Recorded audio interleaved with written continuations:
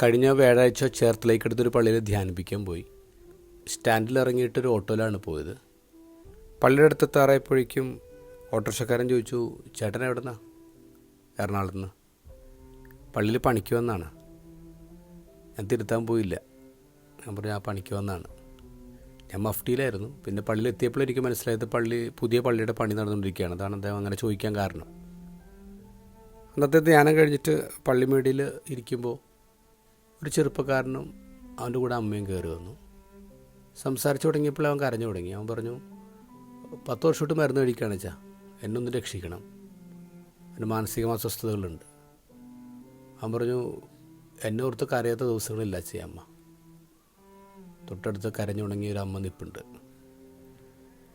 ഞാൻ പ്രാർത്ഥിക്കാമെന്ന് പറഞ്ഞ് തല കൈവച്ച് അവരെ പറഞ്ഞു വിട്ടു. ആത്മാർത്ഥമായ ഒരു ചെറിയ സങ്കടം ഉള്ളിലുണ്ടായിരുന്നു. പിന്നീട് അവിടെ നിന്ന് പോന്നു. കംപ്ലീറ്റായിട്ട് ഞാൻ ആ കാര്യത്തെക്കുറിച്ച് വിട്ടുപോയി. ഇന്നത്തെ ഗോസ്പൽ വായിച്ചപ്പോൾ എനിക്ക് ഈ അമ്മയുടെ മോൻ്റെ ചിത്രമാണ് മനസ്സിലേക്ക് കയറി വന്നത്. എന്നിട്ട് എനിക്ക് തോന്നി, ഞാൻ ശരിക്കും ഒരു പണിക്കാരനാണ്. ഞാൻ ശരിക്കും പ്രസംഗിക്കുന്ന പണിക്കാരനാണ്. അതിനപ്പുറത്തേക്ക് പോകാനൊന്നും എന്നെക്കൊണ്ട് പറ്റുന്നില്ല.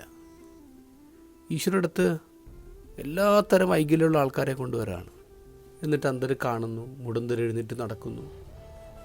ഈശോ പ്രസംഗിച്ചില്ല അവരോട്, അവർക്ക് സൗഖ്യം കൊടുക്കുകയാണ്. എന്നിട്ടും ഈശോയ്ക്ക് അവരുടെ അനുകമ്പയാണ്.